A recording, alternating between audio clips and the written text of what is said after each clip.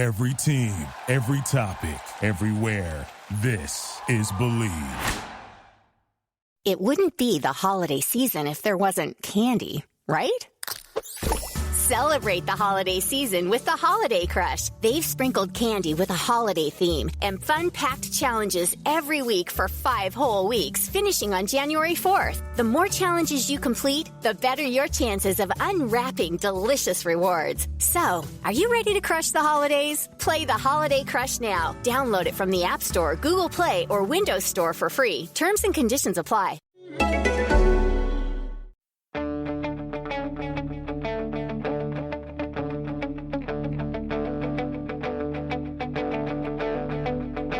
Ich warte seit Wochen auf diesen Tag und tanz vor Freude über den Asphalt. Als wär's ein Rhythmus, als gäb's ein Lied, das mich immer weiter durch die Straßen zieht. Hello and welcome to Gegenpressing, the German football podcast from the Football Grad Network. I am not Bryce Dunn, I'm Manuel Veth. I'm hosting this week because Bryce decided not to come with us to Germany, to this wonderful place in Berlin. So if you're listening in, Bryce, we're missing you. We're missing you very much. We're actually sitting at the Olympiastadion in Berlin, the venue of the Cup final, and also where we hung out last week. Chris Williams here with me. Hey Chris, how's it going? Yeah, it's real good. We've had a fantastic week so far. Saw 2 really good games over the weekend. You can hear loads of banging because there's another really good game going to be happening next Saturday, or this Saturday as you listen to it, when Bayern play Frankfurt here in the Olympiastadion. And we can hear the Champions League music for some reason. It's on a constant loop, which is a little bizarre, but maybe they're checking the levels. But yeah, I'm intrigued by the VAR screens as well down the side. Yeah, there's VAR screens. There's lots of things. I'm not even sure, like what everything is happening here. We're looking forward to seeing the tarps, the tarps that they put out on each end. It's really beautiful stuff. They're not up yet. There's buzzing and people banging stuff around. And yeah, I'm looking forward to that game actually, Chris. That cup final is going to be real good. Bayern against Frankfurt. Frankfurt, dramatic end of the season. They dropped out of the European places. They're now 8th in the standings. So this is their last chance to actually reach European football. And then of course the story Kovac against this new club. So much happening. Anything that I missed? I mean, there's lots and lots of stuff. Frankfurt need to pretty much win this game now. Yeah, they do. They've had a terrible end of season, and it all coincided with Kovac's announcement that he's going to be taken over at Bayern. Then the backside fell out of them, and they've dropped points dramatically, really. And this is their last chance. They've finished outside that 7th would have been safe bet for them no matter what. But they fell out of that. Obviously, Stuttgart have got that. And obviously I was here last year to see Frankfurt just get beaten in the end by Borussia Dortmund in the Pokal, and they were unlucky on that day to some extent, didn't take the chances when they needed. The feeling though that this particular cup final might have a sting in the tail, especially if you go by Saturday's result. Bayern were somewhere else. They weren't at the match. They were hammered, weren't they? I can only think they'd been partying before that game. They probably partied a little after it. But can they do it here? Can they win? Can they win the double? Because obviously they were going for the treble, weren't they? But that's now not going to happen because they were knocked out by Real, who were going on to Champions League final. So this is it. This is the final game for Jupp Heynckes as a Bayern Munich coach, and his final chance to get that last piece of silverware that he'll have wanted. He'll want to go out with a double no matter what. And Niko Kovac, the youngster, and his successor stands in his way. So it's going to be a really interesting game, and one I'm certainly looking forward to. I'm intrigued, Chris, that final. We of course, we've been here in Germany now for 3 days in Berlin, traveling around a bit. We'll get to that part in a bit. But we've seen the headlines. Most of the headlines, of course, focus on another club, but there was one headline that I found very interesting this morning in Kicker. And it was about Niko Kovac and Lukas Radetzky, of course, the outgoing Eintracht Frankfurt coach saying about a goalkeeper saying about the outgoing Eintracht Frankfurt coach, not directly, but well, he's like saying, well, if the physical aspects aren't there anymore, it's hard to really get the head going.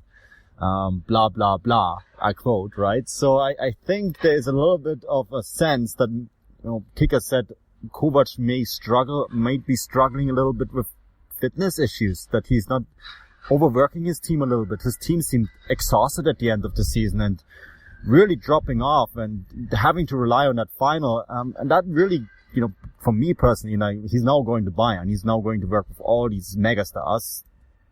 There's going to be a bit of concern there, isn't there? I think there will, because the last thing they'll want is to be thrashed in Felix Magath style.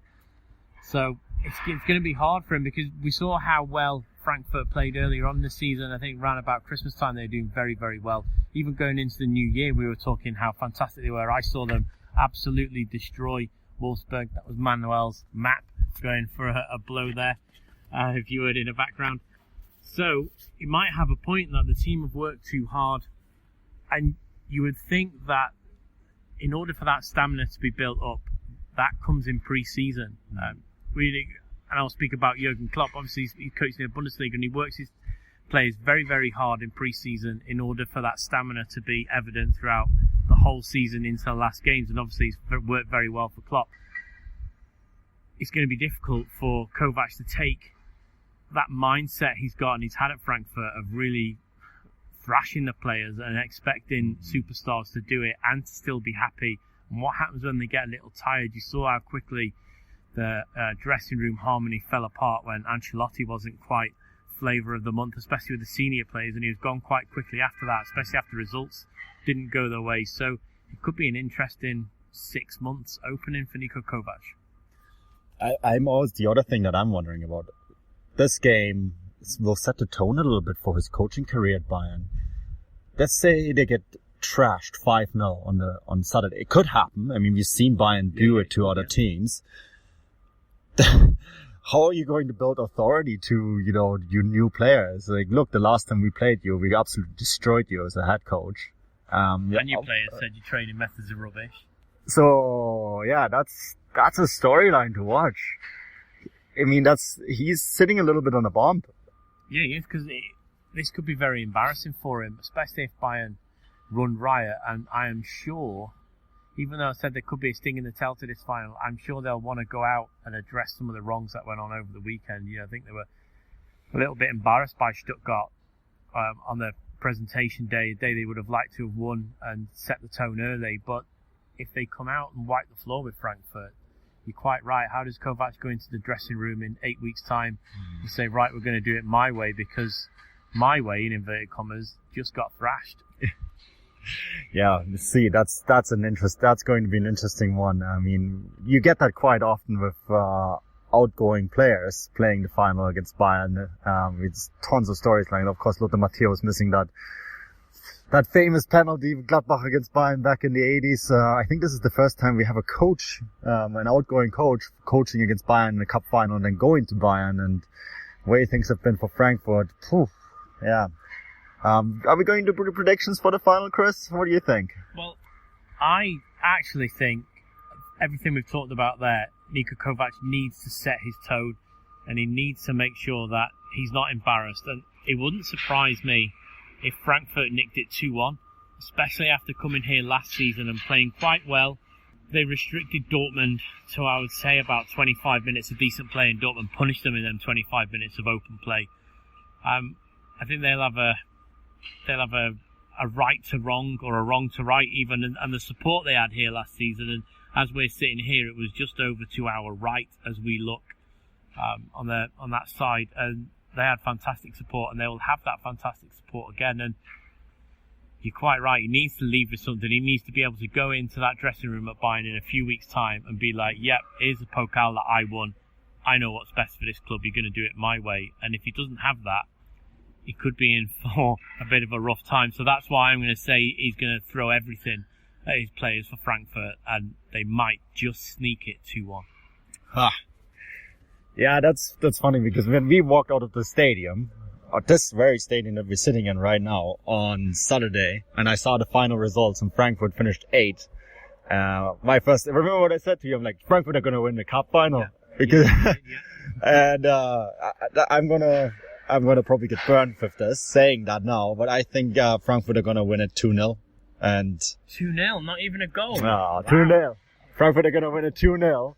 because Bayern is still on the party bus. And that would be really bad for Stuttgart, because Stuttgart, of course, they trashed Bayern and sneaked into that 7th spot. Oh, they need Bayern to win, don't they? Yeah, exactly. They need Bayern to win, because that 7th spot only opens up if Bayern win it. So yeah, that's my prediction. I might get burned on it, but I'll stick with it. I say Frankfurt to win it 2-0. But I guess we're both saying Frankfurt are going to win it, so I guess in the end Bayern will get it. The way our predictions have gone. Let's talk about this Saturday, Chris, because we were at this game here.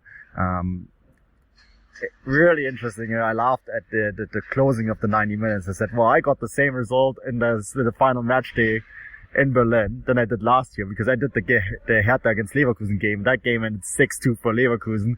Funny enough, that's exactly what we got again. But the other thing is, we get treated some really nice football at the end of the season when we come out here, don't we?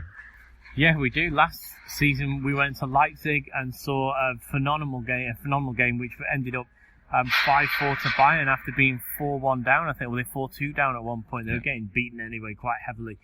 And this season, I was doing a live blog on Pushball Stat. Manu had the match report, and I think the goal went in for Leipzig after 96, 97 seconds.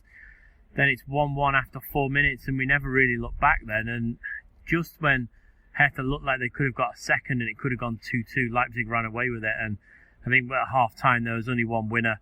By full time, it could have been worse, really, for Hertha. I thought they were. Well, I said they had an abject display. They were disjointed. They didn't really look like they cared once they went 3-1 down, and they didn't even start to track back. They weren't pressing. Their passes were horrendous. Leipzig were cutting through them like they weren't even there. And I think it's only Leipzig's fault, if you want to call it that there wasn't 10 goals here on Saturday, because their play deserved it. And maybe Hertha could have got a couple more, maybe one at a push.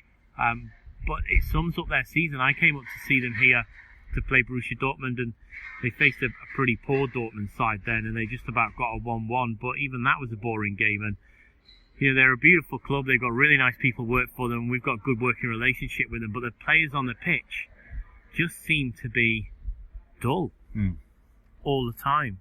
And this city needs something a little better than a dull football side. But yeah, we were treated to some fantastic football, and see Naby Keita left. I thought he played reasonably well, but it was Lookman from Everton who really caught my eye. I know Augustine caught your eye, but sitting here in the stand, it was, how have Everton let such a player like that go? And he was just influential, especially for the first 25-30 minutes. Yeah, you're right. I think the reason why I said Augustine in the end for player of the match is because he played the full 90. And he scored the 2 goals and had the assist. But I mean, Lookman, if he had stayed on, Lookman came off 64th. Yeah. 64th minute. That first goal that he scored, he really fooled everyone. I mean, he went in and everyone thought he's going to pass in the middle, including Jahrstein, the keeper. And then he just banged it in, short corner. That was real nice. Jahrstein will probably never want to see that again, because it's a routine save and it somehow goes underneath his body and it's in the back of the net. And I suppose that summed up Hertha's day, really, didn't it? Yeah. I mean, I want to back up a lot of the things that you're saying, because we spend a lot of time in the city. We spent a lot of time here last year. I came back in November to spend some time here, and now we're back here again. And we do a lot of things in the city. And there's a lot of things to do in general. And I mean, this is a beautiful facility. It's a beautiful stadium. But I feel that Hertha need to do something to be present in the city. There is something just lacking a little bit. And maybe it's the players, maybe it's the coaching. But if you want to be successful in the city, you have to be exciting. They have that slogan, Hertha is the future, Hertha is die Zukunft. But I don't see that right now. In 10th place finish, Preetz, the sporting director, afterwards said, well, we're happy with that. We don't feel there was more in it for us. I don't know if that is the way for them forward. They need to do something exciting. And I think maybe we were talking about this on the way to the stadium today. A new stadium. There's talk about a new stadium, something compact, 55,000, something small, something that excites people, right, Chris? Yeah, because although we're sitting in it here and it's a beautiful stadium, obviously the World Cup final's been here, the Champions League final was here a few years ago, and I think it's the only place in the world, and I'm looking at it now with the roof like it is, with the way it extends, and then it's got the glass, and then the little break at the end where the steps come down, and it is a wonderful stadium. But a little like anyone that has watched English football this year, Tottenham didn't particularly have a good time at Wembley, and Arsenal didn't have a good time when they played Champions League football at Wembley. It's not a club stadium. It's a final venue, and that's why the DFB Pokal is so popular here. And I was here last season, and it had a completely different feel to the Hertha games that have been here. And you're quite right. This is a real hip city. Where we had lunch today, we had a really cheap €4 salad, which is as much as we can eat. You're not getting what we ate for that price in London, or even maybe down in Munich or somewhere like that. It is a really cool, hip place, and it needs a cool, hip club. Do you know which club would be fantastic here? FC Köln.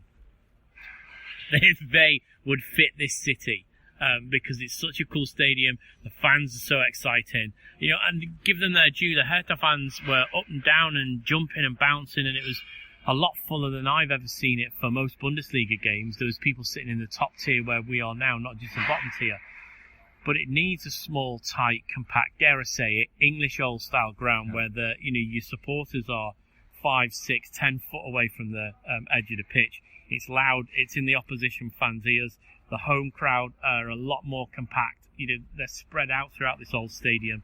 And if you could get into their own stadium, I think it'd be brilliant. And they don't need a massive stadium. You're quite right.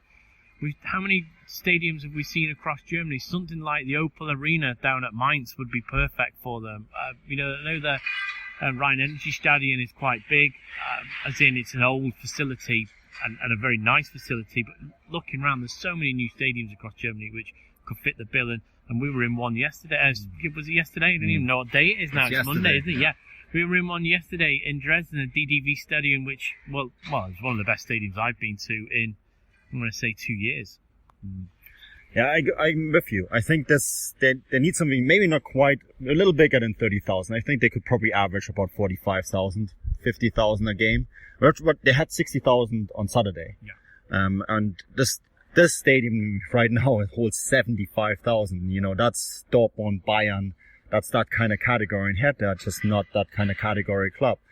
Simply because of all the other things that are going on. And it's not a one club city. There is, another show in town in Union Berlin, a very, very popular team that is building, actually extending their stadium to 35,000 seats, and they're going to fill that place, no problem at all. So you could say the hip club is in the city already. It's just on the other side, literally the other side of the city. It's an interesting comparison that you make with the Wembley Stadium. I was actually thinking a little bit about West Ham and their situation. Yeah, it's the same thing, isn't it? Same thing, yeah. It's one of the only stadiums I know in Germany that hasn't got any standing. So it's all-seater stadium, and that does affect the atmosphere that's generated around it. I know players are players, and they should be able to play anywhere, be that, with 3 men and a dog watching around on a Sunday park, or whether it's a really tight, compact, noisy stadium like we've seen not just across Germany, but across Europe. But as I'm looking now, the distance from the goal line to where your fanatical supporters are sat, that's too far. They need something. As I say, this is a beautiful stadium for a final, but it's nowhere near a club stadium. Yeah, absolutely. So let's get to the business ends of this. So the result means that Leipzig have finished 6th, but they did their end of the business because they were hoping, of course, that with a win they could maybe sneak into the Champions League spots after all. That would have meant Dortmund would have had to beat Hoffenheim, and Leverkusen would have to lose against Hannover. Now, we were watching the game here, but we were also following things in Hannover and in Hoffenheim. And Dortmund basically did the same thing that they did with the Champions League. They snuck into the group stage of the Champions League just on goal difference. It's such can we say, an embarrassing end to Dortmund's season? Well, yes. It's going to be embarrassing for them because you're quite right. They went through to Champions League on goal difference, and whether they like it or not, this season they're not the biggest club in the region. That's gone to Schalke, who finished second, and I think that'll hurt them more than getting into Champions League on goal difference. Getting into Champions League is getting into Champions League. Obviously, this coming season, Germany gets that 4th automatic qualifying spot, so there's no playoff for them to negotiate. But yeah, it is. At one point they were second, and they should have really held on to that. And Peter Stöger had a little bit of a new manager bounce, but the football wasn't very good. But the last few weeks, it's been god awful to watch. And no disrespect to him, because he did wonderful things at Cologne in those 4 years, but I think it was he's bitten off more than he could chew with Borussia Dortmund, and they're going to get someone in. By all accounts, now we know who's going to make them play interesting football. And I know you've got a good stat about Lucien Favre and where he allows players to shoot from and where to defend from, and I think that's what Dortmund need. They need a completely different approach, and it's going to be interesting to watch them next season, because Schalke have got it all to do, and my only fear is, unless they strengthen in the summer, as they stand right now, I think they could just drop into the Europa League stages from the Champions League. Yeah, Schalke need to do a lot, I think. I know Domenico Tedesco, he's drumming the drum about how his team is underestimated, but they're losing Max Meyer in really bad fashion. Covered that a couple of weeks ago. Leon Goretzka, of course, off to Bayern. They're getting in Mark Uth. That's a great signing. Yeah. Very good signing. But I think they will have to do a bit more than that. They need to really strengthen that side, because you also look at the Bundesliga standings. So we had Schalke finish second. We had Hoffenheim finish third. Amazing job by Nagelsmann, by the way. Dortmund fourth. Then Leverkusen, then Leipzig. And Leverkusen and Leipzig. So Leverkusen finished even on points with Dortmund. They just failed to reach Champions League by 3 goals. Leipzig, 2 points behind that. Those two in particular, they will be pushing for a Champions League spot real heavy. Leipzig will have, of course, they're losing Keita, but they're bringing in some very good players in the summer, I imagine. Same with Leverkusen. They will really be pushing for that Champions League spot. So Schalke will be the teams that will be pushed the most. And then, of course, Dortmund as well, because Dortmund, they will have a new coach, and hopefully, in German we say that the next shot has to be the one that sits, because they have now gone through 3 coaches in very short order. The next coach has to be the one, because they could really drop out of it if they fail to get in the right coach. If Lucien Favre is not the one, and they fail to make the proper signings, then, I just look at what Leverkusen is doing right now in the summer and the squad that they have. They will be pushing really hard next year, and same with Leipzig. So the teams in the top really have to watch it a little bit. It wouldn't be the holiday season if there wasn't candy, right? Celebrate the holiday season with the Holiday Crush. They've sprinkled candy with a holiday theme and fun-packed challenges every week for 5 whole weeks, finishing on January 4th. The more challenges you complete, the better your chances of unwrapping delicious rewards. So, are you ready to crush the holidays? Play the Holiday Crush now. Download it from the App Store, Google Play, or Windows Store for free. Terms and conditions apply. Yeah, and I'm glad you mentioned Hoffenheim, because they had a fantastic season last season. Little bit of a poor start, but I think now we can say maybe they didn't do as bad as they did in that Champions League playoff, because we mentioned it. We talked about it on Saturday, didn't we? They didn't just go out the Champions League to anyone. They've gone out to a finalist. Obviously, they're beaten by Liverpool in the playoff, and they were easily beaten by Liverpool in the playoff. But if you look at what that team gone on to do and who they've beaten in Europe, I don't think it's an embarrassing factor for Hoffenheim anymore. And the last few months, Nagelsmann's he's turned that around, and for them to finish third, I think is excellent, especially this season, because they've had to fight Schalke and Leverkusen. Last year it was pretty much a straight fight between Dortmund and Leipzig for that spot, but they've had 2 new pretenders come in. So it's exceptional what they've done, and I worry a little for them in next season's Champions League, but let's just wait till then, because they've had a fantastic season, and I hope they can keep most of their stars. I know they're going to lose Uth, who has been phenomenal at times, and I've really enjoyed watching him play. It's safe to say we all know Nagelsmann's staying, he's not going anywhere. I hope he can keep that core of players he's got and maybe add to them, because Dortmund are going to strengthen.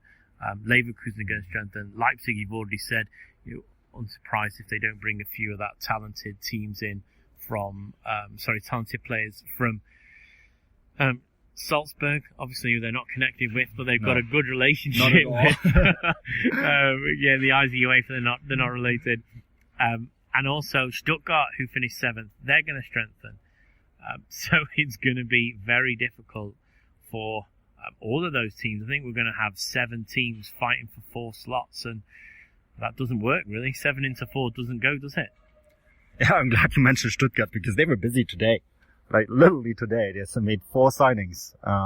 Maffeo from Manchester City, Sosa, Kempf, and Kupchak, a young talented player from Borussia Dortmund. And I think, that talent, let's leave him aside, but Maffeo is a great signing, a real good signing. Manchester City, I spoke to a Manchester City expert today, because we got really good relations to the City Watch. They're saying they're really, really unhappy that they're losing him.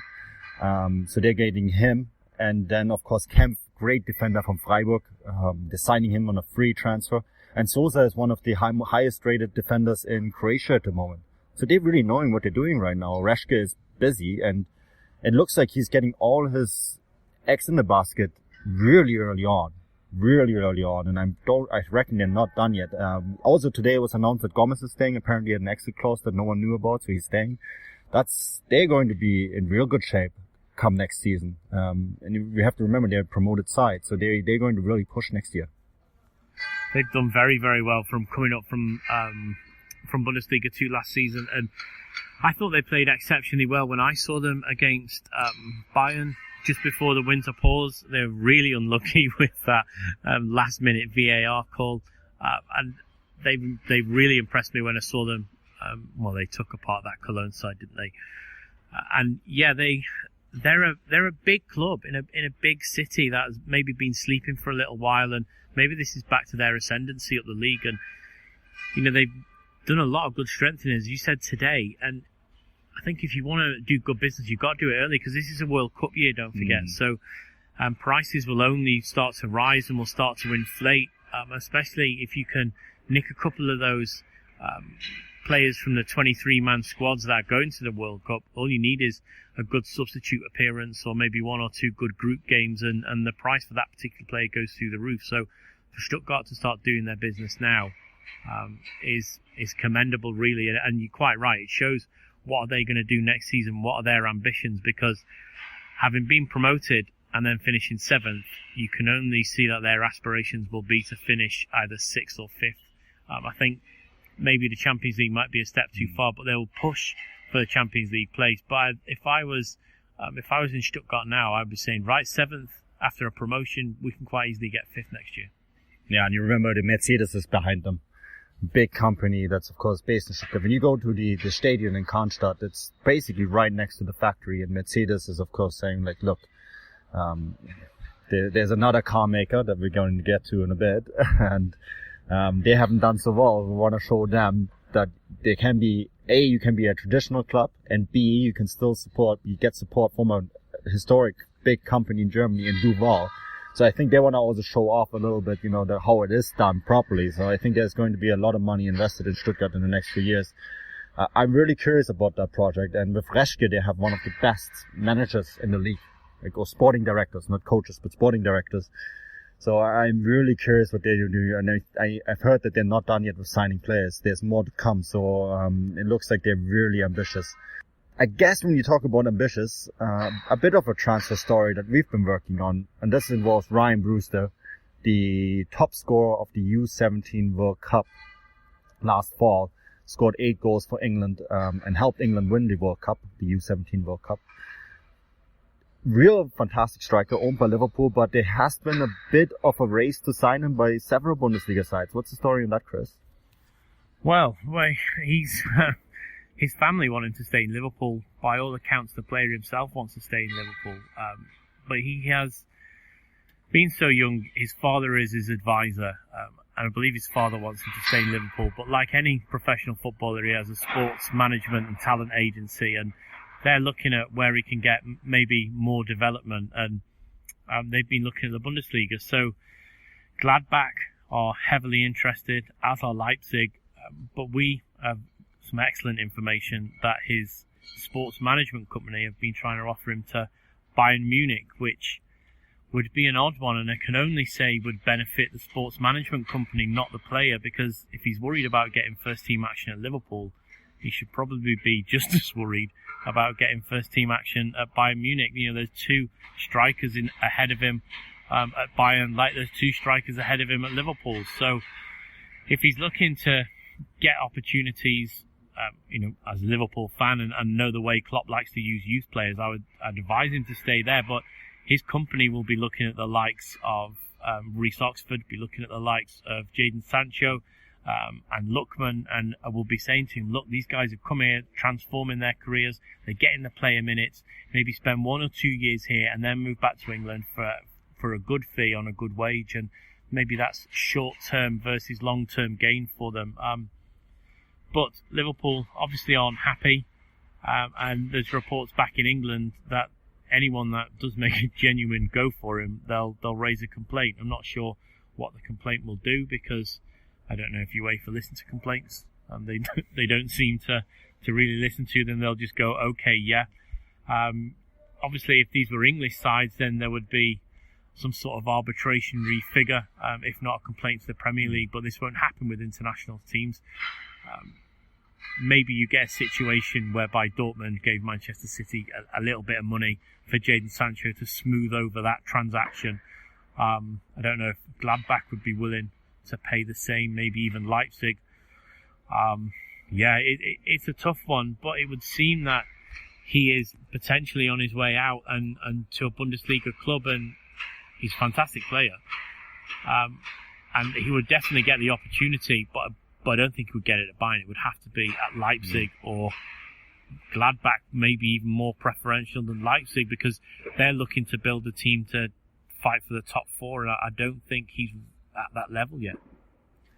Yeah, I think Bayern would be a bad idea. I know that they want Jan Veth up from Hamburg, and they seemed close to getting that deal. I know that Arp isn't too keen to move to Bayern right now, because he's an 18-year-old striker. He was at that same U17 World Cup, just like Brewster, really dazzled, was fantastic for Germany, and has first team minutes with Hamburg. But of course Hamburg have gone down in the most traumatic fashion, and he wants to only move to Bayern if he gets to loan back to Hamburg, which I think makes sense. You know, if the young striker at Bundesliga 2 isn't necessarily a bad place to be, to play and help Hamburg to get back up. So he's on Bayern's radar, and you're quite right. They have Sandro Wagner and Robert Lewandowski, who's of course hoping for a move to Real, which we all know is not going to happen, because I think Bayern are not a seller's club. So yeah, I think that's the only reason why Bayern are saying, okay, that sounds interesting, because if we can't get a number 3 striker, and they will want to sign a number 3 striker, sort of to have someone in the wings. If we can't get up, then we're gonna maybe try to get Brewster. But I think that Gladbach or Leipzig, and Leipzig, of course, they signed the former head scout from Tottenham, right? They're looking at all sorts of players. There's another player that they're trying to poach from Tottenham, I believe. So they're really that kind of club that like to do that. So I think there would be 2 really good choices for him. So I guess we'll keep up to date with that story. Let's talk about Hamburg, Chris, because they went down in the most traumatic of ways. I think in the end, the game was even cancelled. And to be fair, they did their bit. They won their match 2-1. They won a match. They won a match. Although we don't know, did they actually end up winning it? Because if they cancelled it... Yeah, I think they've been given it. I was just wondering why we're getting loads of noise, but I've realised it's the half-time stage that no one wants to see.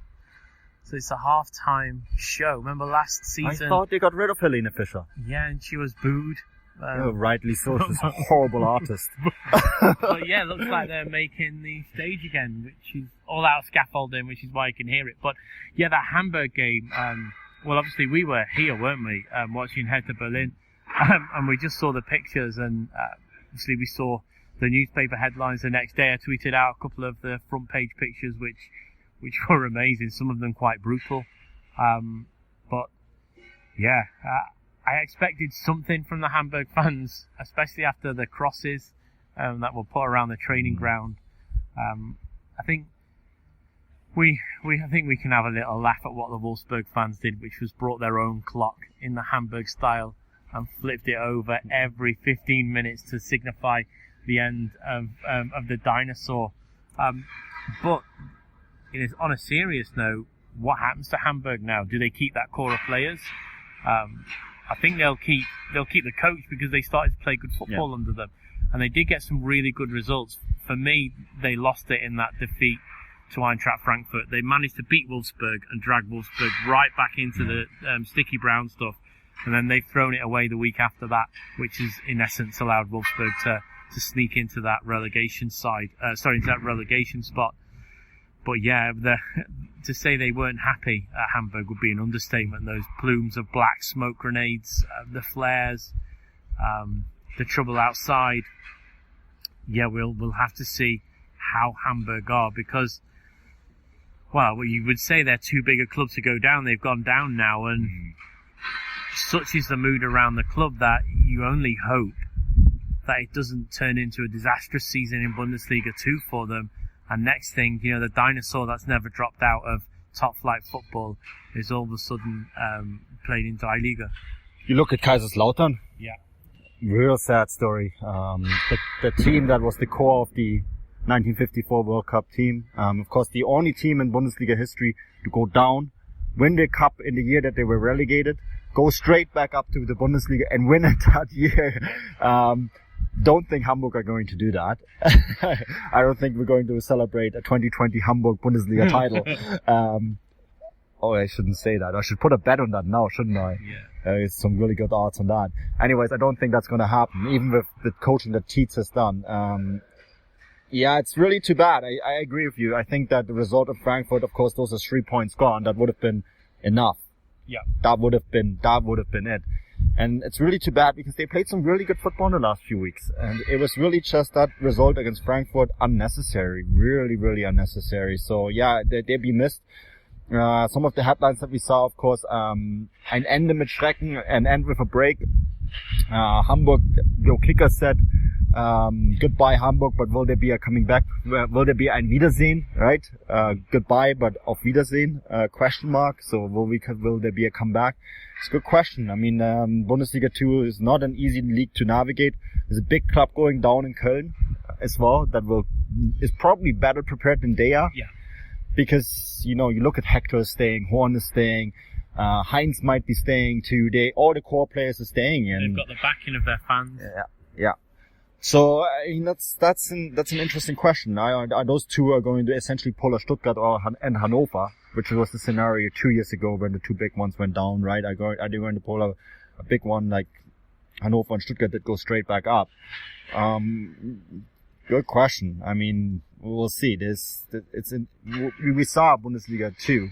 Of course, we went to the game yesterday, and half the league was still fighting relegation, including the side that we saw, Dynamo Dresden.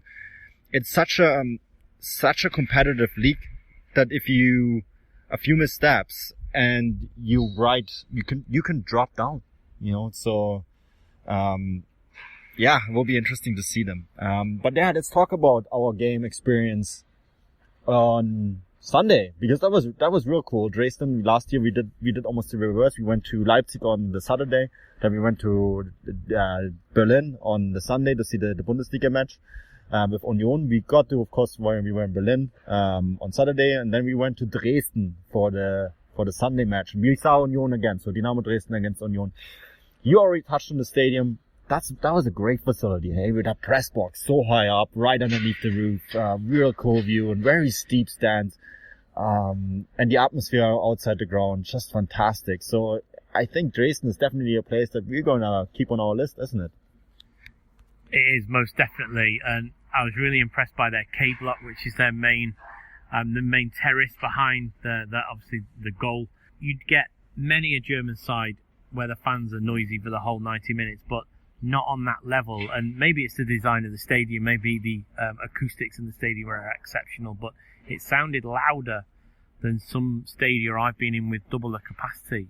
And yeah, okay, on the day the football wasn't particularly good, but I think they were very nervous because, a result's not gone their way, and they could have been dragged into a situation where they're playing in a playoff. They had to not lose which was ironic because they did in the end. But all the games below them went their way. But they were playing for a draw, and I always find it dangerous. If you're a side and you play for a draw, 9 times out of 10 you're going to get beat. You should go out and play for the win. And I don't think Union weren't particularly bothered because they were safe where they were. You know, their season finished for them. They hadn't made the top 3, but they were never going to get dragged down into the last day nonsense. And so they were on their party time, and it's only about 60 minutes. They felt they could really win that game, and they started to press, and maybe Dresden should have. I think maybe they should have won that game 3-1 in the end. But it was, as you said, it was a fantastic area, fantastic stadium. I think it always helps when you watch football in the brilliant sunshine, doesn't it? Yeah, the weather. I mean, I'm looking out right now, and what did we have to take? 26 degrees in sunshine. It's always brilliant when we're out here. So, and today is, of course, no exception. Yesterday was absolutely brilliant. I guess it's kind of like a beer garden open stage area where the Dynamo Dresden fans hung out just outside the ground, and there was bratwurst smoke in the air, techno music, real East German style. Scooter. Yeah, it was really, really good stuff. And then of course, you know, when you're in that kind of mood, it really helps. Sommerfußball, as you say in German, summer football. I mean this in a very positive way, but I mean, when you're talking about the league standings, we were watching all the results, and really the one result that they had to worry about was that Braunschweig game, right? Because everyone, I guess, was kind of eyeing the Braunschweig game, because if Braunschweig would have won their game, that would have changed everything kind of like upside down. But Braunschweig played the promotion playoffs last year. Yeah, I saw them at Wolfsburg. You saw them, Chris, and they got absolutely destroyed by a side that already had secured their spot, 6-2.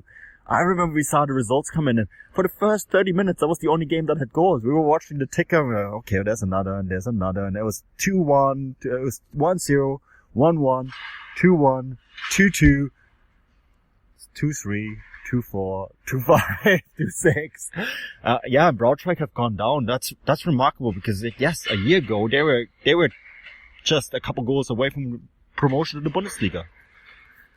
You can only imagine what would have happened to them if they had gone up the season they've had. They would have been decimated, wouldn't they? You get what you deserve. Maybe the deflation of the playoff defeat last season to Wolfsburg set the tone for them for this particular season.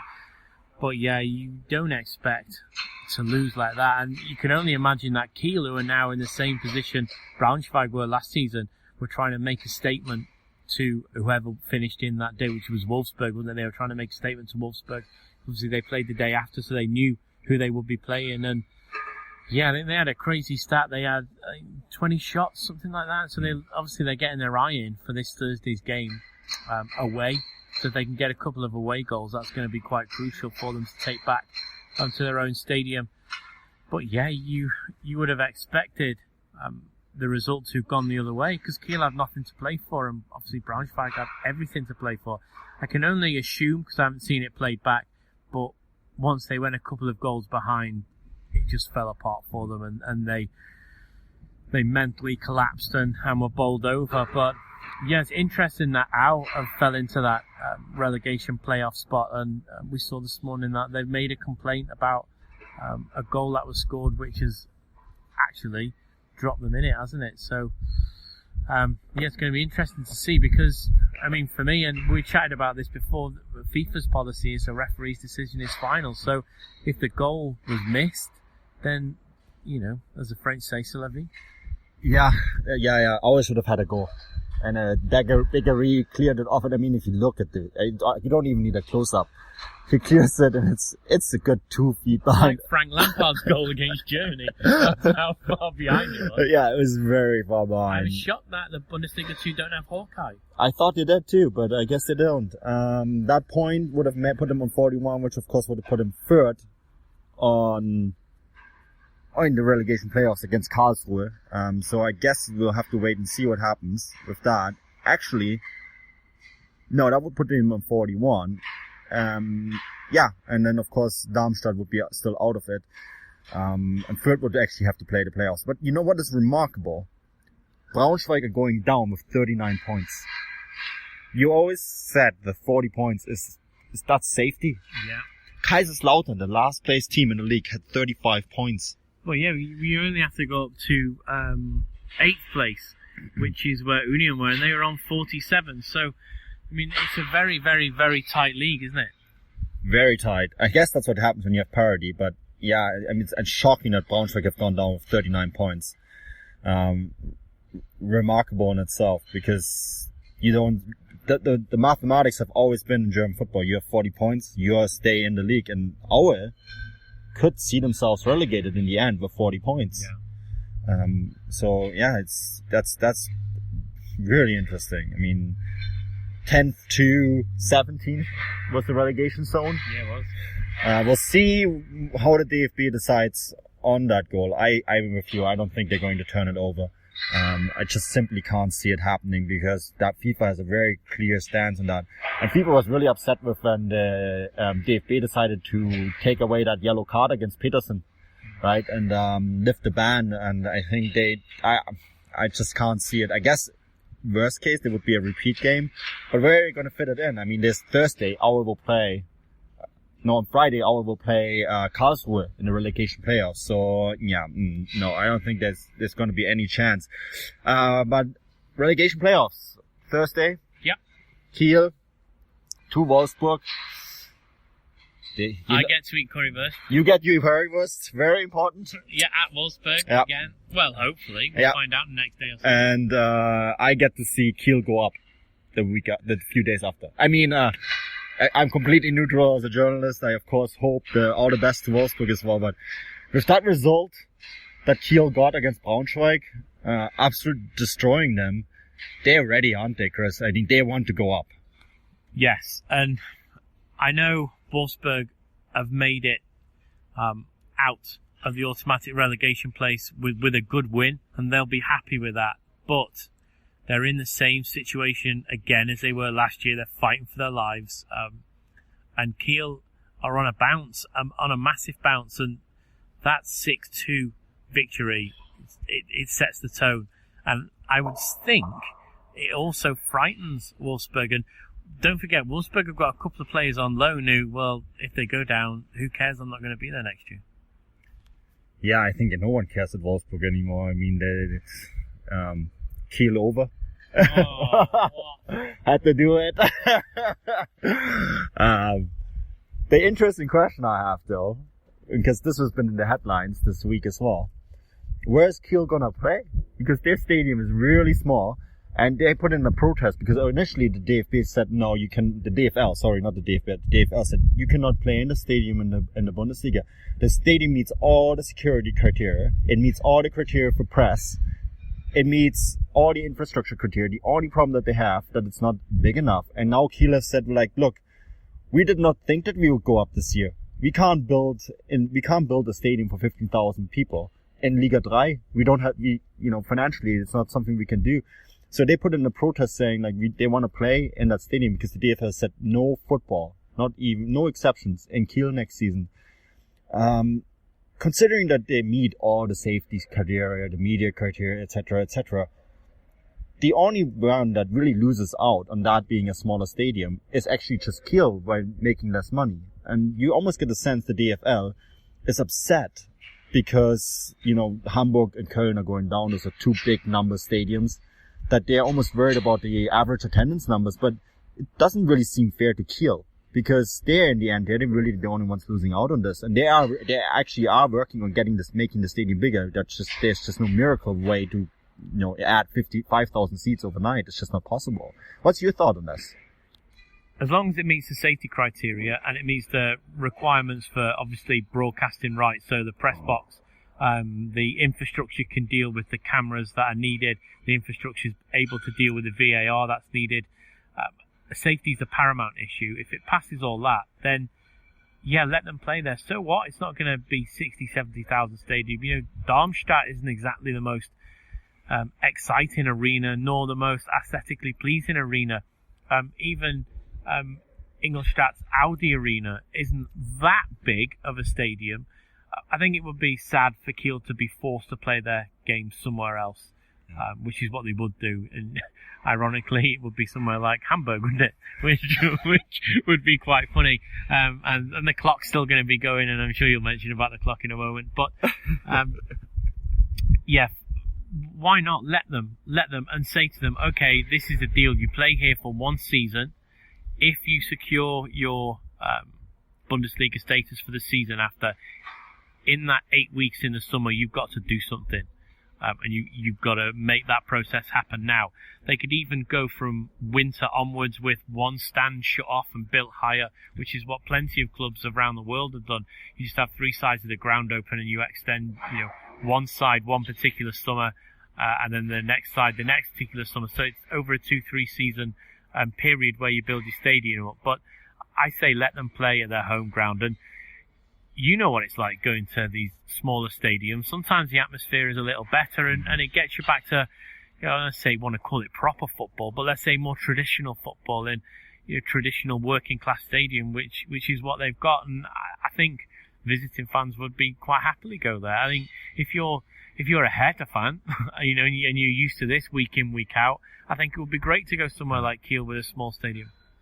Yeah, you mentioned the small stadium. I mean, I saw 1860, of course, they dropped down to the 4th division, but they're now playing in a stadium that has 12,500 seats. We'll have 15,000 seats next year because the stadium is being renovated.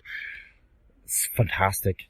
I mean, yes, it doesn't help your attendance numbers figures, but, it's not just about that. The Bundesliga, of course, has a status to defend that it's the league with the highest attendance numbers in the world. Okay, well, Hamburg and Köln went down because they weren't good enough. Yeah. And if Wolfsburg go down, well, they weren't good enough. And if Kiel go up, well, it's because they're a good side. They play good football. And I think as such, it would be shame. Hamburg have now, of course, said, no, Kiel is not allowed to play here. They have said that, we can't, we have to train in the stadium, so we can't have another team play here, which sounds a little bit like, it's a bit upsetting, but, so they would have to play in Rostock. That's a far away, man. For playing your home games, that would be very unfair. You would be essentially playing 34 away games. I don't know. If you qualify for it, if your stadium meets all the safety criteria, I get the safety criteria thing. I get that. If it's an issue of safety, okay, fair enough. If it's an issue of not being able to broadcast, fair enough. But the Bundesliga 2 broadcasting standards are the same for the Bundesliga. So let them play. And then put in the stipulation, look, you have to make sure that if you stay in the year after, which they are doing anyways, they're putting everything in motion. Okay, then you have to, stadium capacity has to be increased to 15,000, 20,000. I think Kiel wants to have a stadium with 30,000 seats. Eventually they're gonna get there anyways, right? So, yeah, let them play in their stadium. I think it'd be a fun story. See that going from an arena like Munich and then going to see that underdog story. I think it'd be a great time. The clock. We need to mention the clock. We almost forgot about the clock. Hamburg have decided to keep the clock running. Chris is laughing. Yeah, we were all hoping it would be finally gone. So they've changed the clock now to represent. So the clock now runs from the foundation time of the club, and instead of saying in the Bundesliga since, it says tradition since. Yeah. So the founding year was 1887, so it's running from the year 1887 to the present. So they just added a 1 in front of it. Yeah, you're shaking your head. I think rightfully so, because it's a bit of a ridiculous story. We're getting close to out of time. I think the one thing that we need to mention, Joachim Löw, I guess by the time the podcast is out, he will be just nominating his squad. Any surprises that we're suspecting for this nomination, Chris? Anyone that comes to mind? No, because his strongest 11 sort of picks itself. And then obviously this goes a little bit over and then it gets slimmed down. I tell you what, I would be surprised at if Emre Can is anywhere near it, because he's only just coming back to fitness now. There's a potential he could make the bench for the Champions League final, but he will not have played for months. Do you want to take a player who hasn't played for months to a World Cup, even if it's only in the preliminary squad that gets cut? Seems a bit of a waste of time to me. Unfortunately, I don't think there's going to be any massive surprises in there because it's so strong, isn't it? The squad itself. And there's going to be disappointments, I think. People will be cut because we know Germany can field maybe 3.5 sides, 3.5 11s, which are of a good quality. So, I think all eyes will be on Manuel Neuer, won't they? Yeah, Manuel Neuer is the big one. I think he's not played on matchday 34. Someone expected that he would. Heinkes has now said he's not playing in the cup final, so that leaves 2 friendly matches for Germany. Is playing Saudi Arabia and Austria. Saudi Arabia and Leverkusen June 2nd and Austria May 27th. I mean, you could argue that you and I could play in goal for Germany because of the strength of the midfield and the back four, but they're still going to need someone. Yeah, but they're used to that. They're used to that playing keeper. Yeah. So I mean, I personally have no worries about Ter Stegen playing. No, he's very, very good keeper. You don't play where you are if you're Ter Stegen if you're a bit of a no mark. Obviously. That's the strength Germany have got. They're able to pull a keeper in, a second choice keeper, who's a main keeper for the Spanish champions, which I don't think you're going to get with many other countries. Look, and there is now, this is something that I picked up this morning. The thought is that Neuer, even if he's in the squad, he's not going to play in the group stage, if at all. He might be reserve keeper to Ter Stegen. Because Ter Stegen, and I mean that makes sense, Ter Stegen has played, 38 games for Barcelona. He was unbeaten until last night. Very good keeper. Very good keeper. He's won the Champions League as well. At a young age, he's 25. He's already won the Champions League. He's a champion with Barcelona, I think 2 times in a row now. Yeah. People forget sometimes in Germany a little bit about him. But, Barcelona play exactly the same style that Germany do, that Bayern do. That outfield goalkeeper is very, very important. I reckon in the end of the day, if Neuer does make the squad, there's still a good chance that he's not going to play. But he will be an excellent addition for his knowledge. Yeah. He's a World Cup winner, obviously. So he's been and seen and done it at the top tournaments. Yeah. So he would be a brilliant addition to the dressing room, and maybe that's why you take him. Yeah, because in the end of the day, if they train a lot during the World Cup, right? So in the end of the day, if they say look, okay, we don't trust your match fitness right now, but we want to have you around. And I think he said privately that he would be happy to sit on the bench just to be there. Because of course Neuer is a smart man. He's very ambitious, but he also understands that, it's for the good of the country. And sometimes for the good of the country, you have to take a backseat and let the guy play that has the match fitness. And I think in Ter Stegen, they play a lot of games in Spain too. So, for keeper, it's so important to have that match fitness. It's not like Sami Khedira in the 2014 World Cup, who tore his ACL and then played the Champions League final in 1 game for Real. And, and then you train. You can get, as a player, as an outfield player, you can get that match fitness through training, right? It's a lot harder for a keeper because it's so much about anticipation, routine, etc., etc. So I think we're looking at a scenario that even if he makes the squad, he might not be playing. Yeah, and I'll tell you who would be glad if he goes would be Bayern Munich, because he get a preseason. Yeah, that's true. Yeah. Well, Chris, that's it. Probably just about the right time, because the Olympiastadion is about to get even noisier.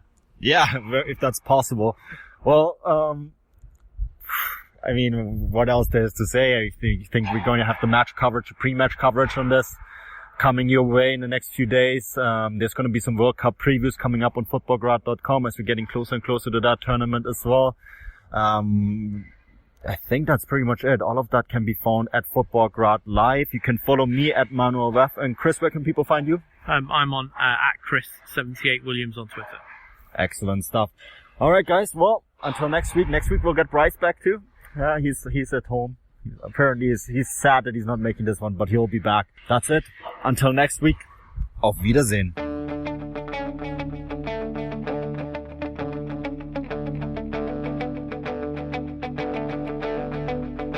Ich warte seit Wochen auf diesen Tag und tanz vor Freude über den Asphalt.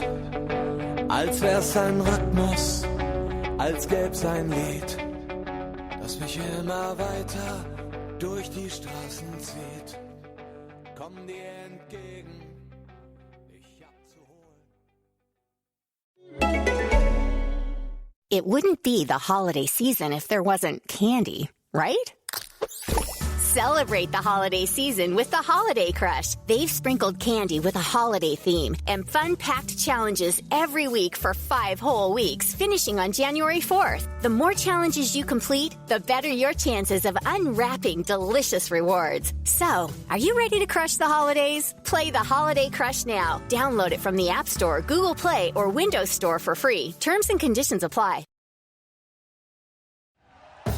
Thank you for listening to Believe. You can show support to your host by subscribing to the show and giving us a 5-star rating on your preferred platform. Check us out at Believe.com and search for BLEAV on YouTube.